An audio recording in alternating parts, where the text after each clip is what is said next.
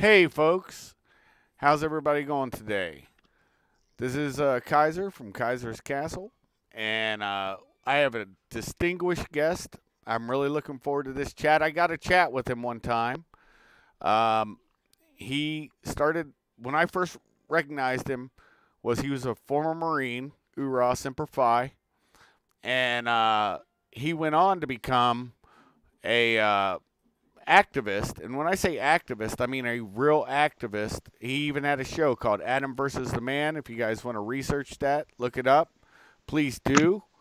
He brought a lot of things out during that time. I can't remember I think he was on RT. If I'm wrong, he can correct me when he comes on.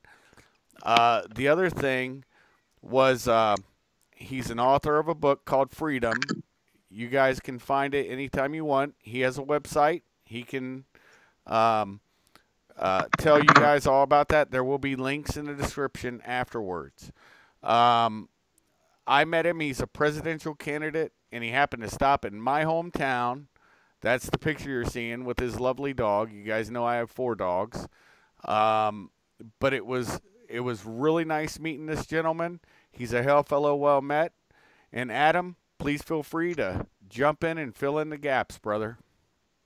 Well, thank you very much for that kind introduction. And there are a lot of big gaps to fill in there, but I'll start with one really important one here because it's definitely not about me, but about this presidential campaign. I have to start by saying that you have to be some kind of psychopath to want to be president of the United States of America. And that is to say that you want to wield this unjust power over other human beings, that you want to have the ability to wield authority that should never exist in the first place. And what I am doing is, while technically running for president, it is much more accurate to say that what I am doing is running to turn the federal elections into a referendum on whether or not the federal government should be allowed to exist at all. And my platform is not to put on the ring of power at all, but to throw it directly into the fire. And on day one, declare the federal government bankrupt and of no authority, and resign from the presidency to become custodian of the federal government, to serve as a kind of bankruptcy agent with similar fiduciary responsibilities to pay back the American people, the true debtors of the federal government, not the foreign banks and governments and corporations that hold the debt on paper. No, the American people. And to oversee as best possible a very much preordained process of a peaceful, orderly, responsible delusion, agency by agency, of the entire federal government, leaving us with 50 independent states, up to 15 or 16 independent territories, although only 5 of them are populated at present, and up to 562 sovereign native nations. Well, I would agree with a lot of that.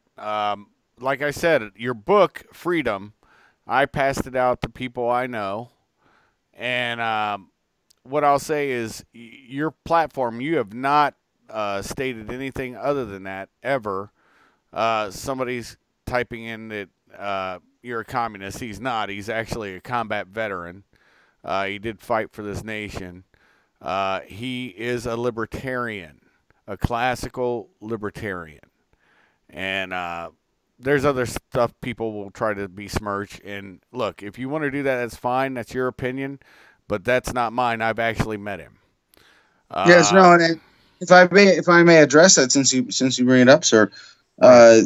I don't get accused of being a communist very often, although the term does get thrown around carelessly on the internet to anyone in politics. And technically speaking, and philosophically speaking, and politically speaking, and in absolute truth, what I advocate as libertarianism, as voluntarism, as what might be described as anarcho-capitalism, is in most ways the exact opposite of communism, as most of us know it, both through history and through theory. But there is a unique strain of communism that is known as anarcho-communism.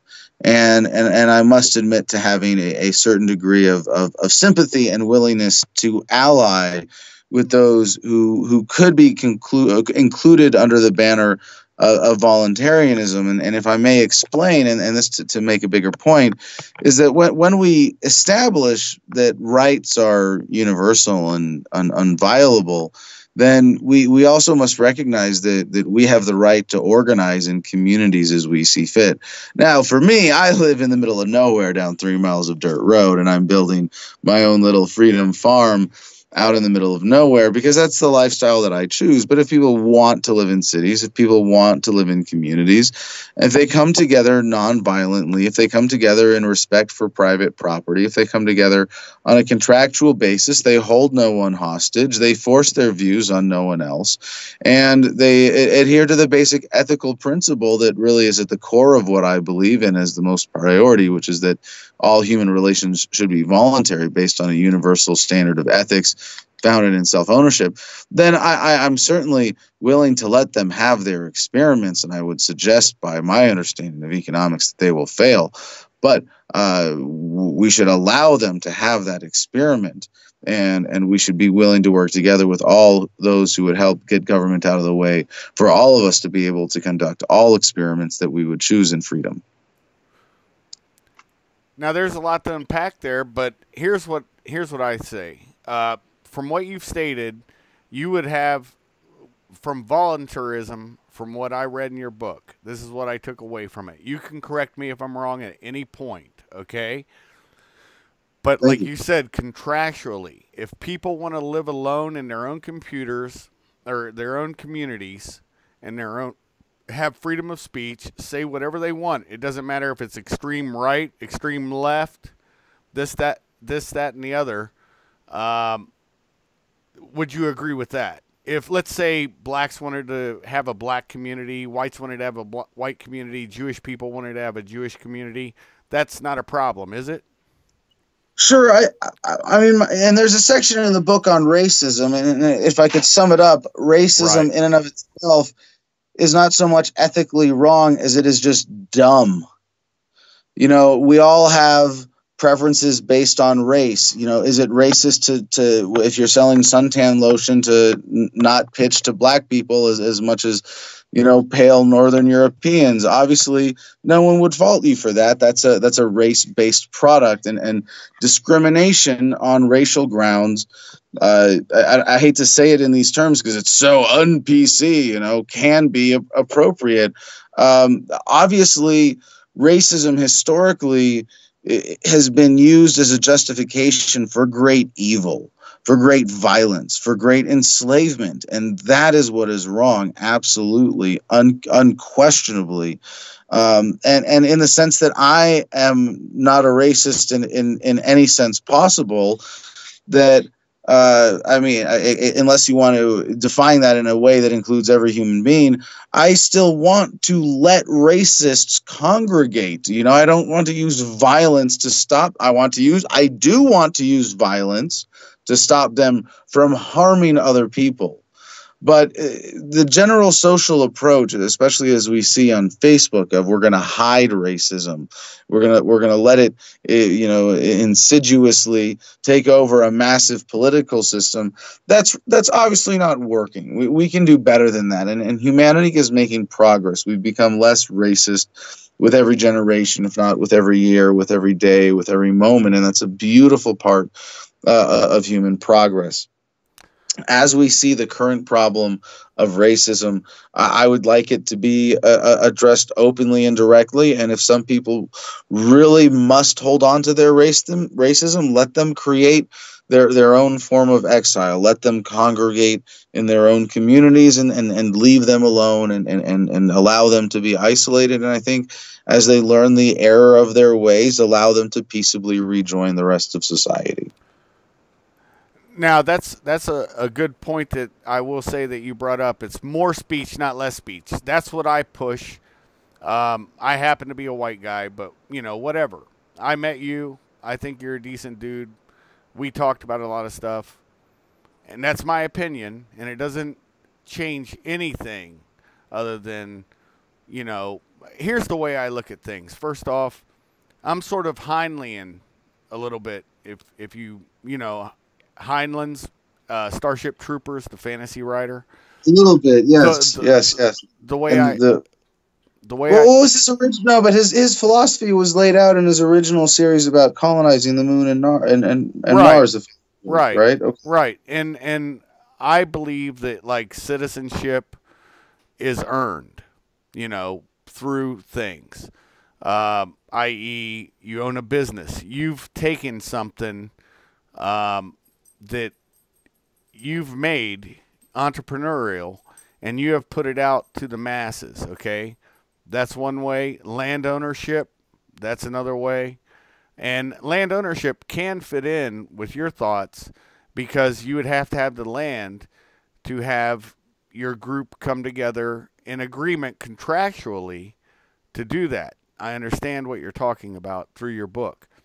And the other thing is military. One thing a lot of people don't understand is, no matter what, and you know this, you're a combat veteran, there may have been racist in your units, just like, there may be some white guy or a black guy. You have racists of all stripes. A Jewish guy, you have all these kind of people. But guess what? When the hammer drops, the bullshit stops. And then we think about it. The thing about a true warrior is, when you get back, you actually contemplate. You think, what was this about? And that's something, I think a lot of people don't get. What's your thoughts on that? Well, if I may go back for just a second, James, you really brought up something very interesting for me that I'd never considered before, when you said, if there are racists or were racists in your unit. And in particular, in my unit, we were very well intentioned as civil affairs troops, although not uniformly so. And I don't want to blame the troops here, except as victims of manipulation. And I don't think it was as crude as this, but hypothetically speaking, if you tell any human being there's a type of human being that is of a different race that you can visually identify, and there is a character trait that goes along with that based on their genetics that is somehow bad or evil, it's not hard to convince someone that that's the case. I think that makes them misinformed more than racist. And racism is James, I'm kind of glad and I'm kind of bugged you brought it up. But since you brought up racism, it's a term that really carefully has to be defined, because it's slung around as racism means anything bad having anything to do with race. And, I do a lot of work in criminal justice and criminal reform. We can talk about my arrests in Texas and Louisiana and recently, and then, of course, all the other dozens in the past, if you like. But I often point out that Black people, Black Americans, are hugely disadvantaged by the police state. Is the police state itself racist? Hard to say. You could say it is. It depends on how you want to argue it. But one thing that's clear is that the arbitrary power afforded to police in this country by the state gives them an outlet for expressing racism without accountability. And there is a certain racism here of disfavoring blacks. It's not racist to say blacks are XYZ worse off, because you're not saying it's because they're black, it's because they've been victims. And that's a very important distinction. But also, when we say what is racism, are you a fan of musicals, perchance? Actually, I do like a couple musicals. Why? Have you seen Avenue Q? No, no. I'm back like Yul Brynner, The King and I, that kind of thing. You know. Okay, so there's one great song in there called "Everybody's Racist," and it's like everybody's. I don't know, man. I don't know if I should sing this or this. This Yeah, is gonna no, don't do that. Don't give but you nobody can a look it up. drop. It's everybody's a little bit racist sometimes. It doesn't mean we go around committing hate crimes. And the point is that we all see differences between races. Like I went back when before I guess back when Carlos Mencia was funny. There was a period of, a beautiful kind of, racial, not racist humor that was celebrating and poking fun of racial differences that was appropriate. And when society gets too PC, it's like we lose that. I like to take two definitions of racism, one that's kind of like large and inclusive and benign, but then there's anything that's really derogatory or mean-spirited or malintended as racism. And in that sense, the racism that, to answer your question, the racism that I saw expressed by troops was definitely much more like an extremely high majority based on misinformation, not a motivation of hatred or insecurity or even disdain. But by and large, I think the troops had a noble attitude. At the lowest level, you could see how it was perverted, but that's. And there is a certain level of racism, endemic to the human condition, but it wasn't like it was higher inherently among the troops, except in the expression of the war itself, which you could argue that the war itself and the policies of it and the way it was engineered were racist. All right, here's is there a bigger question? yeah. Here is my thought process on it. It is a bigger question. You're very correct. But now I've been to Afghanistan 5 times now. I've been to Iraq 4 times, Indonesia once. Here's my thinking on it. I have met Iraqis that are just as white as I am, blue-eyed, blonde-haired, even whiter. Okay. Same in Afghanistan. You have red-haired gingers and whites. So I think the racial component of an enemy, I mean, if you look at World War II, we were fighting Japanese and Germans and Italians. That's the makeup of America, right? So here's my thought process. I think America, look, I was born in the 80s, and I honestly believe that in the 80s, at that time, I never heard the term, that's racist. This is racist. And I especially never heard any of us, and we had a very mixed school, being called racist. This is a new phenomenon. It's a regression, and it's been flipped over, except now, look at what happened with the kids that were just there for a pro-life march. That's pro-life. And then you have somebody walk over and do something like that with the drum and whatnot. And then the media, and you're right on this, with Adam versus the man, RT, fortunately or unfortunately, was the only platform that would allow you the freedom to actually give an honest opinion at that time. That was how I looked at it. And if I'm wrong, you can please correct me. Now at the time back then also there was YouTube still, although YouTube was still in its infancy or adolescence. And then after my TV show was canceled, we took Adam versus the Man online, and were very successful on YouTube until YouTube was bought by Google and then got heavily demonetized and shadow banned in a lot of different ways. But I don't want to get too much into that. But also, I want to stake out, uh, a slightly different position. I think on something you said earlier. Um, oh man, now I forgot what it was. Such a rich and intense conversation, but I'll think of it if we get back to it. I just had to point that out.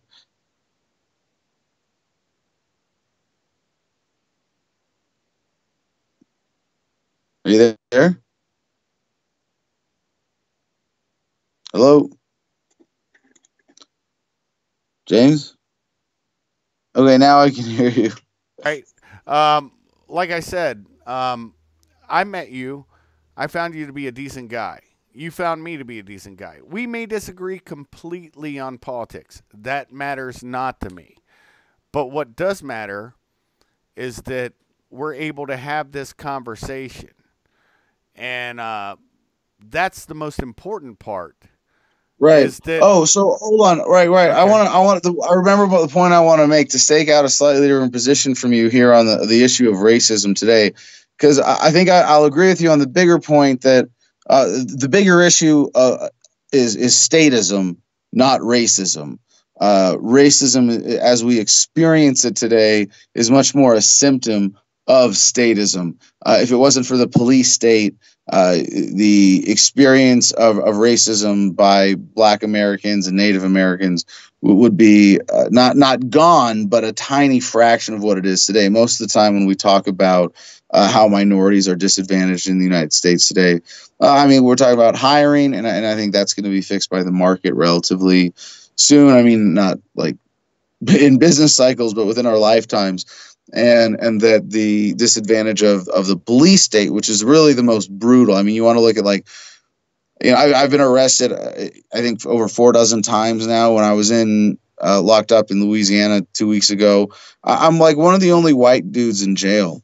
And when you see the statistics about Black men being way disadvantaged in terms of criminal punishment in the United States, that's not just, oh, they do more time in jail. That's disruption of lives, and that's a huge economic disadvantage. That makes it really hard to hold a job when you go to jail for 3 days and you lose a job and you have to start over.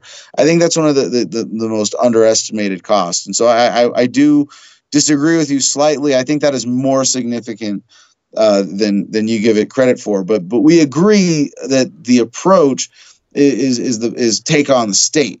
And I would say that, and this is why we did the Black Community Outreach Panel at the National Convention in New Orleans, is that Right. if you, and I don't inherently divide society up into demographics, but I understand that history does and reality does, and that Black Americans have suffered uniquely under the state in America. And there seems to be a divide that the message of libertarianism should be best received by Black Americans over most demographics. And that's why we just delivered 200,000 copies of my book in New Orleans, Louisiana, a heavy Black city. And I'm looking forward to going back there for about a month and a half and doing a lot of outreach work and seeing the practical application of this theory here. Yeah. No. My thought process. Look, I was very open and honest with you. I started out an Army military policeman, a Marine military policeman. After that, first Gulf War. I don't see a problem with what you're saying, except, I was also a federal cop and I did another thing federally. And the thing that gets me is that I've seen the raw statistics on crime. And I'm not disagreeing with you at certain places. There are corrupt police agencies. New Orleans, a prime example of it. You have it spread out throughout the nation, okay? But you have another thing that a lot of people don't know. It's called haystacking. And it's where they find somebody, there's a bunch of murders that aren't solved. He has done a murder that's similar to somebody else, or rape or whatever, some heinous crime. And all of a sudden they will haystack unsolved crimes on him. I know this happens. Same with stacking of charges. So, but see, they usually look. There's something called 1984 color of law, and a good lawyer. This has been held by the Supreme Court. Can take that to court and show a violation. Everybody wants to talk civil rights. No, it's your Bill of Rights. Without that Bill of Rights and the Constitution, you don't have any civil rights, you know? And that's I guess maybe that's the one thing I might disagree with on anarcho-capitalism, but the other stuff, yes, see, rights have to exist outside of that, right? If you believe in a higher power, rights are given by God. If not, rights are inherent in our human nature, because it's an obvious logical fallacy to suggest that your rights only exist when they're written on paper or when a human mind is capable of conceiving them. They must exist outside of that. No, I get what you're saying, but look, when I grew up, I was born in '68, right? So I'm a Gen Xer, right? So maybe there might be a difference in generational difference. But what I do see is that when I grew up, there was right, wrong, and there was another thing that's uncalled for, okay? Uncalled for was, I'll give you an example, a prime example, and I'm going to be very brutally honest. It's the first time I've told this story on my channel. I remember being a little kid. I remember a handicapped kid getting on a bicycle. He didn't have the use of his legs, but he had this steering. You there? Can you hear me? Adam? Yep. Okay, cool. Yes, I can. He had a handlebar, but it was also his pedals, okay? Because he didn't have use of his legs. I'll never forget it. And I honestly was trying to be hurtful as a 5-year-old or 6-year-old, however I was. And however old I was. And I'm like, look at his bike. He's got pedals on his handlebar. And my mother smacked my mouth. And she said, that's uncalled for. All right? And that is what we used to have. That's uncalled for. And it gives you a good moral compass. I was totally right pointing that out, that kid had handlebars on his, or pedals on his handlebars. But it was perfectly wrong. So, of course, I tried to cover it up. And I said, no, Mom, that's so cool. I wish I could have a bicycle like that. But she looked at me and she knew I was lying. And she knew I was trying to be hurtful. And see, that's the difference. And that's something I think we've lost. And I don't know how, but I think we've lost in this generation, is that we don't have uncalled for. We don't have honest conversations. And that's something that I think during this time we need more of, not less than. And like I said, I can disagree with you 120% about politics. Politics is bullshit. I can disagree with you about other things, but I can have an honest conversation, and we can disagree without being disagreeable. And we're seeing that is becoming harder and harder every day. What's your thoughts? Well, I generally disagree with your final statement there, because I think the mass media is getting better at the illusion of false outrage. But I want to address the core point, or one of the core points I see in your story here, which is that your mother said, that's uncalled for, and that we used to be able to say that and have a standard with that. And I think what happened is that turned into political correctness and SJW bullshit. And that's why it's just a huge argument about it, and it's kind of silly and doesn't really help. But actually, surprise, surprise, this is where anarcho-capitalism really, as an economic analysis, provides the answer, believe it or not. I know that sounds like it's coming totally out of the field, but one of the important sections in the book, Freedom, is called Everything is Economics. And it's a way of understanding the creation of value in relationships. For example, this interview is an exchange in value between you and I, where I give you my time and energy and my voice over my phone. And, you give me a fun conversation and you give me an opportunity to share my message with my audience or your audience. And we both agree, and it's voluntary and it's beneficial. We don't try to put a monetary number on it, because it's the kind of thing that's so generally mutually beneficial. We want to do it, and we don't think about it, right? But this is an exchange of value and can be analyzed in economic terms in simple supply and demand, right? I'm a very low level quasi celebrity, if you will. I'm in relatively low demand for interviews. I shouldn't say that. I mean, I do about an interview or two a day. And it's because I'm willing to do interviews with small platforms. If demand was higher, I'd have to cut it off, right? I'd have to say, well, I only have time to do interviews with the biggest of networks, and that's not how it is. So when I look at your case, back to your situation with when you were making fun of this child for being in a hand-powered bicycle, what you're doing is you're creating a small value in yourself of a laugh, of a giggle, of Schadenfreude, where if this child were to hear you, you would be creating potentially great embarrassment and pain no. and suffering for him. The kid did hear it, and he slumped. It did exactly what I was trying to do, because I was being a little cunt.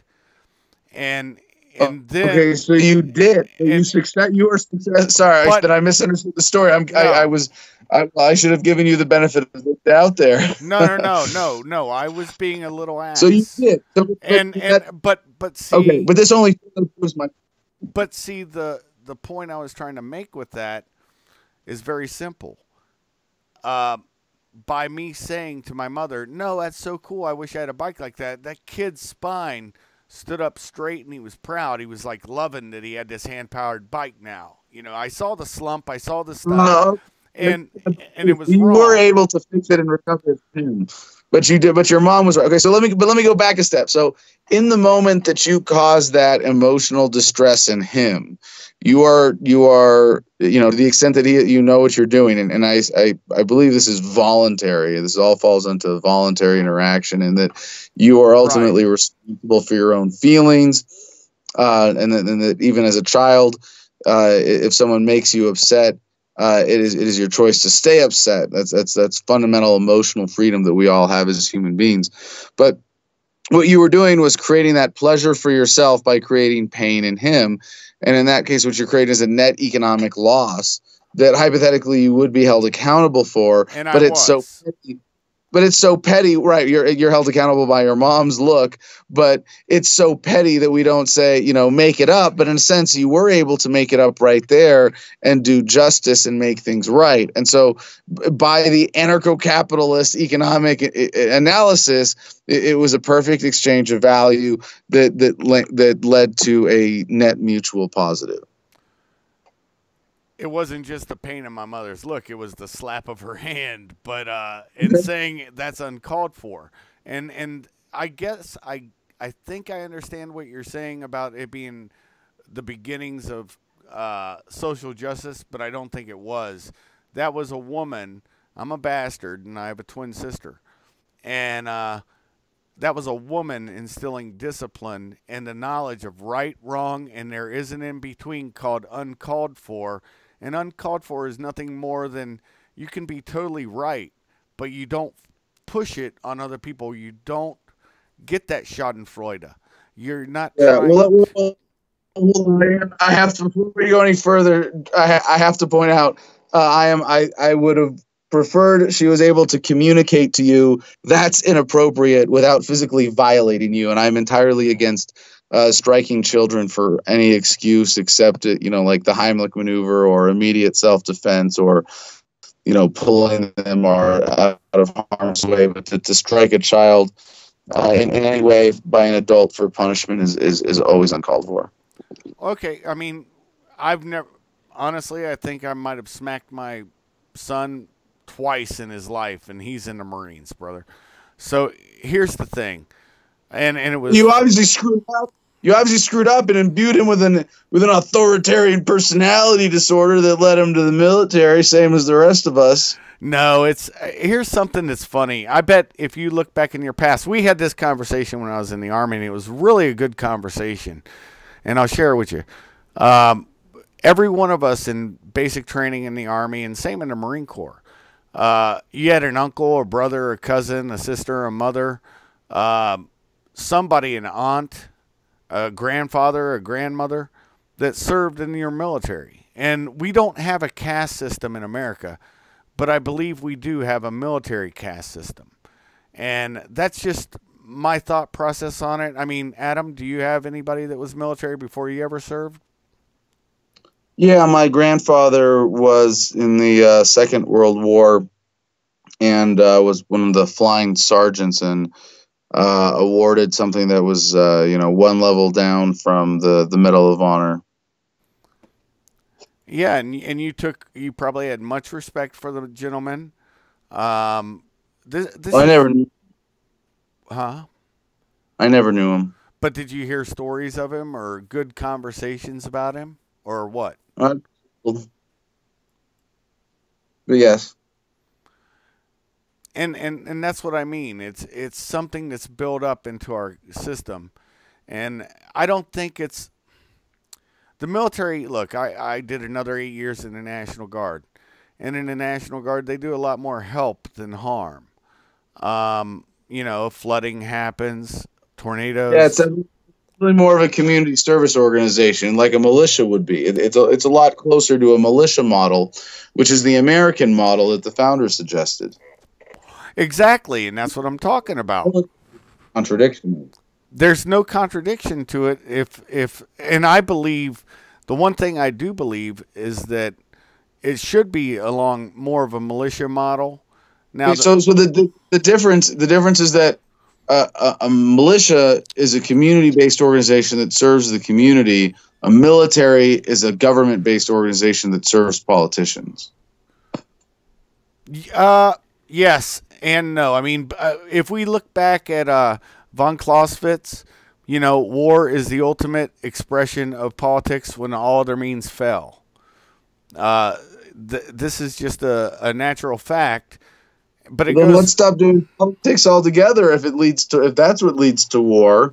Yeah, no, I get what you're saying. That's why I'm saying there's a lot I agree with you on. And as somebody who, in my 50 years of life on this planet, I've spent a quarter of my life in the Near East. And, I've tried to do my best to help more than hurt. And it's just something that was imbued in me. And I'm sure you Yeah. did too. Yeah, and I think that's the attitude of most people in the military. That's their attitude and their true intent that is perverted by the system into doing evil.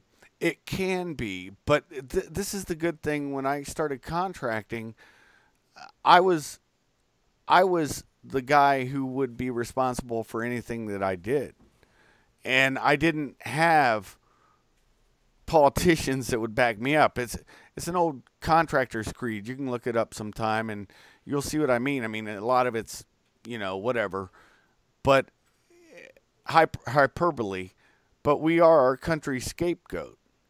And more along the lines, if you're going to have foreign excursions, I wish America had something along the lines of an American Foreign Legion, and I'll tell you why. Of course, I wouldn't want it to be foreign. I'd rather have it American.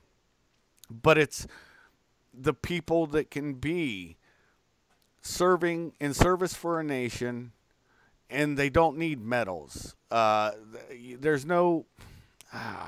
I don't even know how to describe it, but I know it exists because most contractors I know and I've worked with, none of us cared about medals. We cared about our paycheck and getting the job done the easiest way necessary. And what that meant was why we would have very good relations with the people we met.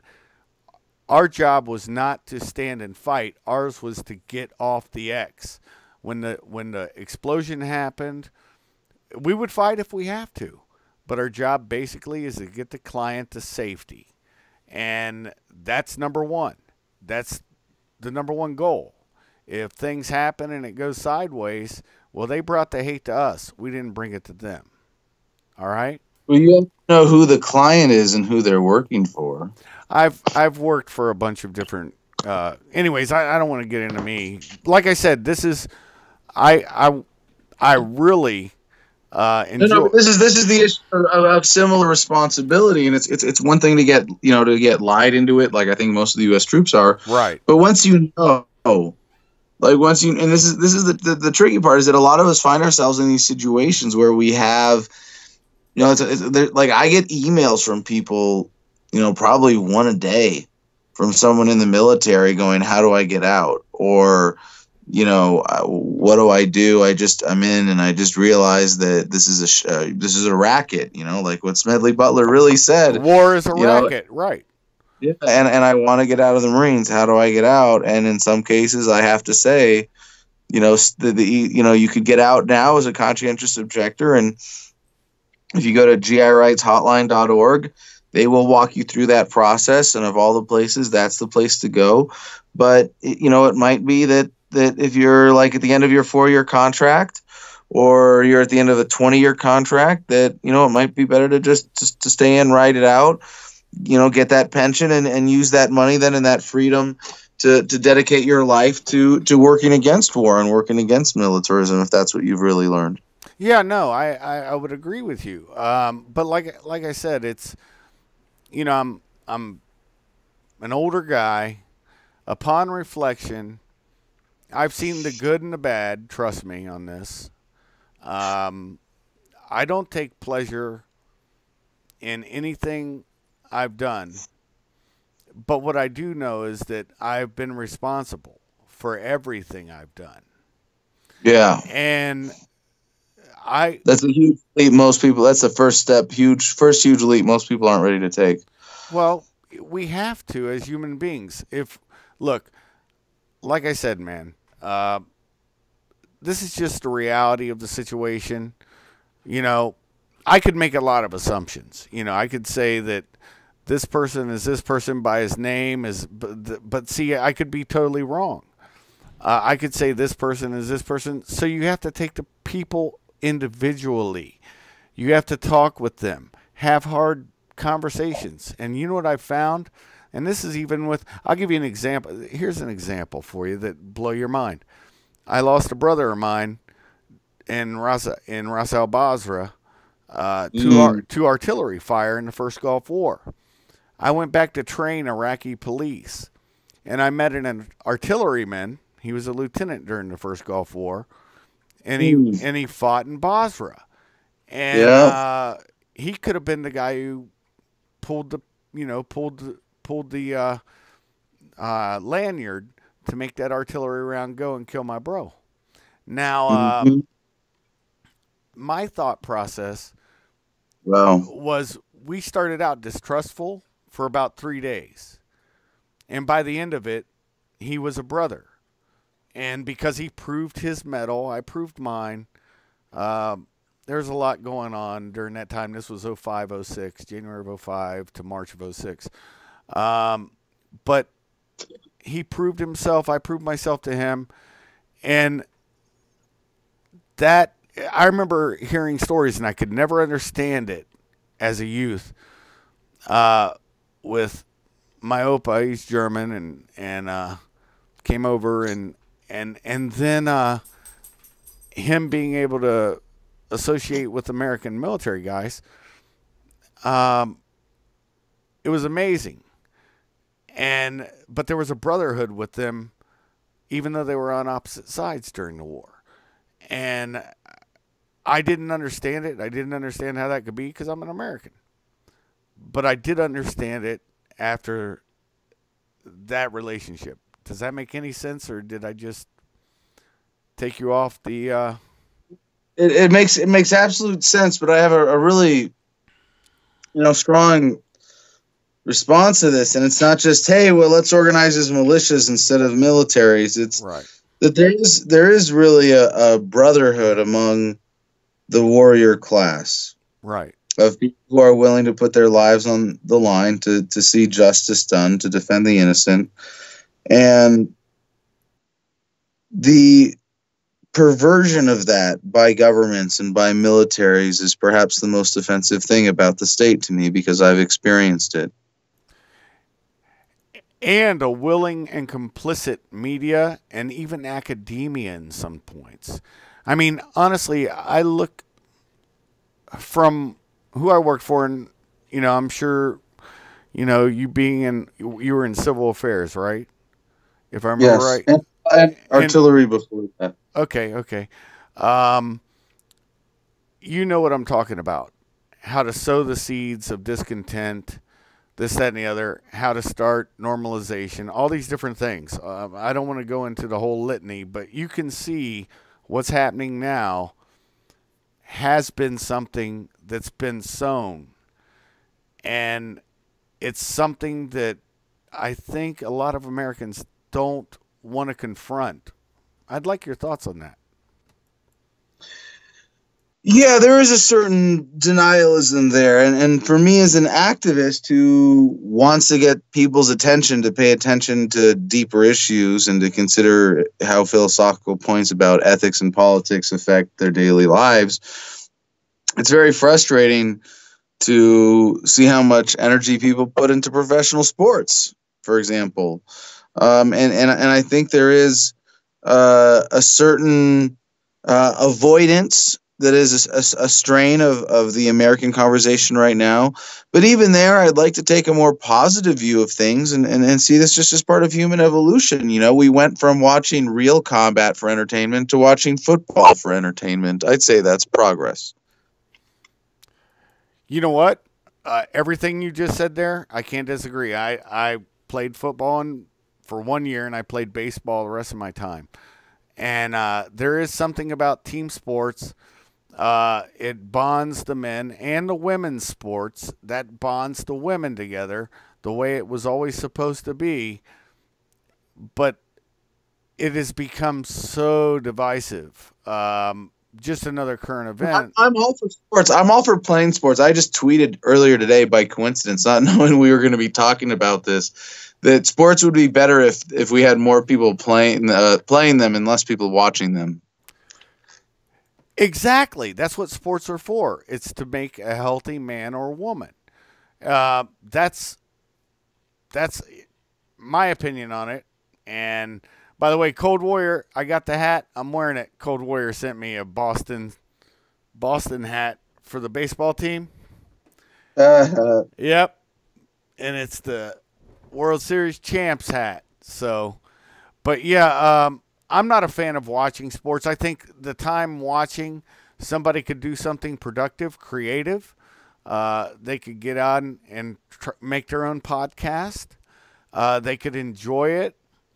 But well, hold on. Let's not be too arrogant here, because I've taken that line. I don't mean to call you arrogant, so excuse the implication there.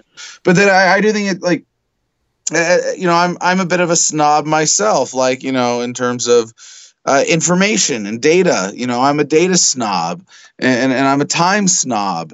And I think those are the pejorative terms for someone who's just very conscientious about the information that he puts in his mind and what he does with his time, right? And so it's not that, like, I'm not against sports watching as a form of entertainment if that's what you really enjoy, but it's sort of like, could you find better entertainment? Could you find entertainment that intrigues you and motivates you and interests you? I think a lot of what the gratification for sports, and I watch sports from time to time if I happen to be meeting someone in a sports bar or go over to someone's house who's got the game on. Like, I don't mind. I know how to watch a game and enjoy it as an athletic contest and as a piece of entertainment, but I would never choose it. I would never prioritize it. I would never go to a game with a team's logo painted on my fat belly, but I think that's part of the natural evolution of people to get a healthier attitude towards sports. Yeah, no, I wasn't saying that to be arrogant. I'm saying, instead of, if you're not going to go out and participate in a sport, listen to the podcast you want. Listen to all these different things. I wasn't saying just do your own podcast, but Yeah, that was I'm just saying, if you need time for entertainment, it yes, might people don't need entertainment. That's okay. You know, I'm just saying it's okay for people to have time to relax and watch movies. You know, and I'm definitely not a fan of movies. I'd rather watch a documentary. But you know, right. you want a time to relax before going to bed or wind down. You know, read books, whatever. You know, like read. And I could take the same kind of snobbery towards books and say there's so much nonfiction in the world I haven't read. How could I dare waste my time with fiction? And it's like I don't read fiction, but I'm actually in anticipation of here's my you want to know my greatest indulgence right now. I'm rewatching Game of Thrones from season 1 in anticipation of the release of season 8. Well, there's something we can definitely agree on. My wife got me watching it like in the third season, and oh, it was great. We've been married 24 years. The love of my life. And anyways, the thing is, she got me watching it, and it's so, oh, how do I put this? It's so degenerate, but it's still like, that's probably, fictionalized. That's probably what it was like in a feudal society. So it was just something, that I think of, that it's interesting to note, just my 2 cents. Well, I have an even more embarrassing story about Game of Thrones because I wasn't one of the original viewers. When someone was telling me about it, they were telling about the incident of the Red Wedding. And I won't spoil it for anybody who hasn't seen that in season 3. But they were explaining this to me as something based on historical events, and I thought that the whole thing was based on historical events, and it's not. It's fantasy. And the first 2 minutes of the first episode, you see something with glowing blue eyes, and you're like, oh, wait a second. But when I started watching, I actually thought it was an historically based thing. Yeah. Now that's funny. Yeah, I didn't think it was historical, but I think they did base it on some of the old feudal societies, Japan, the Near East, the Far East.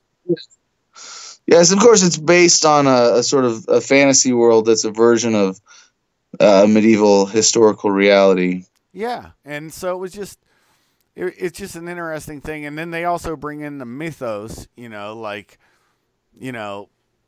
the dragons and all that stuff. I mean, we don't have to get all nut job geeky on it, and I don't want to pull in my my little bit of spurging, my Asperger's or my you know what I'm saying. But yeah, that's just awesome though. I mean, anyways, like I said, man, I think you agree with me at least on a few points. More speech, not less. People should be able to decide. We have the freedom under the First Amendment to decide what clubs we want to belong to, what things we want to do, as long as we're not harming others in that process. And that's the key. And the vilification of human beings, I mean, it's gotten to a point to where everybody's a Nazi, everybody's a fascist. It's ridiculousness to its nth degree. And like you said, with social justice warriors, they're purity spiraling right now because you're not left enough. You see what I'm saying? You're not right. You're right even if you're left. Look at Dave Rubin. He's a homosexual, married to another guy. It's his choice, whatever. But they call him extreme right. Makes no sense. Well, I think the left-right paradigm itself is crumbling at this point. Whether people are willing to acknowledge it or not, I hear about People like him taking those kinds of positions as opinion leaders that, ooh, they break the mold. That it's like, no, the mold never existed in the first place. It was an illusion, you asshole. Stop trying to pretend like left and right are anything more than different flavors of statism. Different flavors of the same thing that's pushed by the government, academia, and unfortunately now the media. And I think that's one of the things that YouTube, BitChute, all the other platforms is providing, is a way for people to have honest conversations, and not, I don't know how to put it any other way than this, and not be screwed over because they have differing opinions, except now it's even creeping into those realms, if you know what I mean. Oh, yes, very much so. Yeah. So, anyways, I'm glad that you showed up today. We had a nice fireside chat. I don't want to take up too much of your time. Literally fireside here until we started. I had my little propane heater going. I'm in my tire cave in the mountains in Ash Fork, Arizona. Nice. I was over in Kingman working on a dude ranch for a politician who came in and wanted to go to a dude ranch. This is, I don't know, 2015. So, yeah, she came in from overseas and wanted to go there. So, whatever, it is what it is. But, yeah, Arizona is a beautiful place. I really enjoyed the, what was it called? We had the west rim of the Grand Canyon, and I think it was the southern rim of the Grand Canyon. And it is absolutely beautiful. If you get it. Spectacular. By the way, I have now that I live in Arizona, every time I go to the Grand Canyon, I have to do my duty as an Arizonan and remove a handful of dirt to make it that much grander. Now that's funny. Excuse me. Like I said, man, we had a good talk. I passed out your book to people for them to read, and they can come to their own opinions. And, I'm not foisting my opinion on anybody. I wanted this show to be exactly, I think, and I think you did too, a platform for you to say what you want to say. And I can say I find more agreement than less agreement. And, if somebody listens to the show, maybe they'll discover it's okay to disagree, even if you disagree vehemently with somebody. And it's okay. It's not the end of the world. But what we do need to, I think, my thoughts, and you can give yours, I think people need to realize whatever you're going to do, speak. Because speech is the pressure relief valve that will stop violence. And that's my thought process. Absolutely. Well, thanks for your time, James. Thanks for the opportunity. If anybody wants to find me, the website is thefreedomline.com, and from there you can find kokeshforpresident.com without having to remember how to spell my funny last name. So 3 words, thefreedomline.com. And if anybody wants to get my book there, it's free in every digital format possible. You don't have to pay for it on Kindle or Amazon or anything like that. If you want a paper copy, we do sell through Amazon as cheap as we can get away with. So please support us that way. And more importantly, listen to the book or read the book. And as you know, James, a big part of it is that it's take this understanding, run it through your own reason and logic. And if it holds true for you, the implications for you can only be figured out by you. So read it, understand it, please. I beg of you, and then apply it as you see fit, and not a single person who's read it to agreed or disagree would say that it's not important in its subject matter. Well, I hope to have you on again another time, and I've really enjoyed this, and the chat has been live, but it is what it is. People feel and believe their own way, and I'm not gonna dispute people. It's just not good men everywhere, good women everywhere. The key is to try to find them, and honestly, to live a life, have a wife, child, if you choose to, which I hope everybody does, because if you don't, that means your genes die, and that's a crime in the world. Anyways, that's my 2 cents. I thought you were going to say because we got to outbreed the statists, but that's cool too. Yeah, okay, that's cool. Yeah, I like that. All right, brother. God bless, and hopefully you'll come on again. Thank you very much, and I mean that. You. Bye-bye.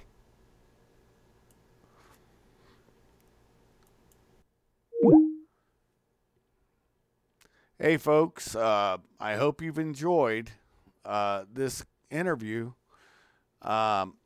Like I said, whether you agree with Adam or not, and I understand some people's thought processes, but you all know, those who know me, that I will speak with anybody, and I would have loved to have asked a lot of the stuff people were bringing up in chat, but you know, I want to try to keep it civil so that we don't degenerate into we've all heard me have even an argument with one of my best friends on this channel, and that's not where I want to go with this. So I'm not trying to be argumentative and confrontational, but like I said, if you have really good questions, I will ask them, and don't think I won't look up the things you want me to look at. I will, because I could be missing things. But I actually met the gentleman. He didn't seem. And one of the things I do honestly wonder about is what somebody was saying in the chat. And I don't think that's correct, but it may be. I'll find out. And, you know, I'll let everybody know my thoughts. But at this point, you know, I don't. Anyways, whatever it is what it is. And, yeah, no. Okay. I got it, brother. Don't worry about it, man. We'll talk sometime. All right. Everybody on my channel, be well, be safe. God bless. Well, I don't have need of lies either. So, you know, like I said, we can talk about that another time. All right. With that being said, be well, be blessed. I'd love to do an outro song, but I don't know even if that first part of it started, and you guys got to hear the intro song. So I don't know if I'll have to re-listen to it because the last time it didn't even play. So I'll check that out after this stream.